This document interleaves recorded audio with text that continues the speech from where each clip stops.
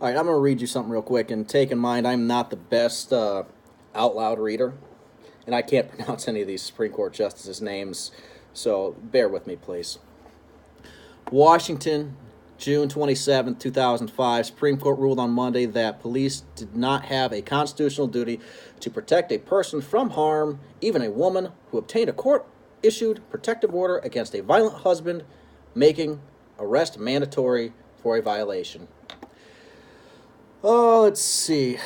Skip down a little bit. The appeals court had permitted, blah, blah, blah. Castle Rock, the Colorado town of Castle Rock, for failure of police to respond to a woman's plea for help after her estranged husband violated protective order by kidnapping their 3 young daughters, whom he eventually killed. For hours on the night of June 22nd, 1999, Jessica Gonzalez tried to get the Castle Rock police to find and arrest her estranged husband, Simon Gonzalez, who was under court order to stay 100 yards away from the house. He had taken the children, ages 7, 9, and 10, as they played outside. He later called his wife to tell her that he had the girls at an amusement park in Denver. Ms. Gonzalez conveyed the information to police, but they failed to act before Mr. Gonzalez arrived at the police station hours later, firing a gun with the bodies of the girls in the back of his truck. The police killed him on the scene. I've brought this case up over the past couple of weeks to people in law enforcement. I'm in law enforcement. I point this out to people all the time. They say, well, why are we getting paid? My coworkers, why are we getting paid? Why do we do this? What's the point? There's no constitutional... You have no constitutional right for police protection? For law enforcement protection of any kind? Why do we pay people for this? Well, it's the illusion of protection. It's that you pay people so that you feel like, oh, I'm safe.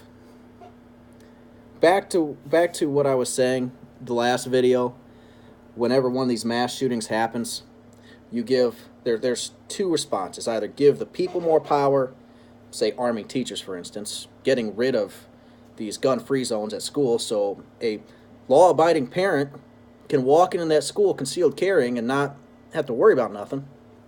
That way, if something does happen and they're there, they can help stop it. Or take the power from the people and give it to government. Well, this case right here goes to show, directly from the Supreme Court, that government does not have any responsibility to actually protect you. Those police have no responsibility to actually protect you. You're getting the living crap kicked out of you in front of your house, and the cop sees it. They just drive by, take the report. They may get in trouble from their department, but they have no legal liability to stop and help you. Not a little bit. Stop and think about that. In response to this Florida shooting, we're sitting here saying, we need to ban guns, we need to do this, we need to do that. Those 4 police officers who failed to go into that school, they have no legal liability. Any lawsuit that is brought against them will be thrown out of court. Because, okay, you can sit there and say they're cowards all you want, but they don't have the legal responsibility to go do that, to go stop this. Disregard the fact that that's what we pay them to do, but there's no legal responsibility to stop that. Let me rephrase that. Disregard the fact that that's what we think they're getting paid to do. Now sit there and think to yourself, that whole protect and serve thing, what are we protecting you from? What are we serving you with? How are we serving you? How are we protecting you?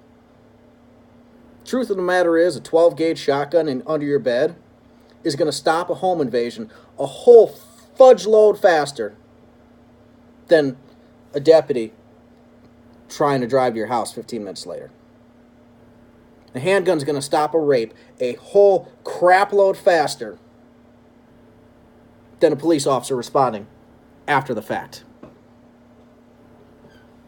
Stop relying on other people for your protection. Your protection is your responsibility, and your responsibility only.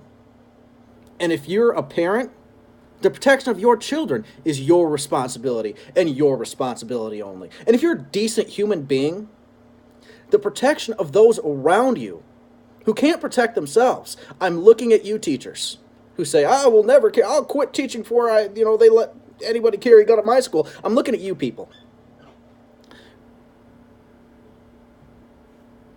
Any decent human being, it is your responsibility to take care of those who can't take care of themselves, to protect those who can't protect themselves.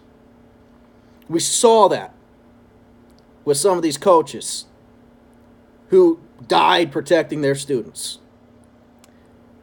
And yet it's infuriating. It really is. But that's my second rant on this. You have no right to police protection. So the answer of giving power to government to solve this is not the answer. Because you can give them all the power in the world. They don't have to use it. So number 2, I'll get on the next one tomorrow night. Have a good night.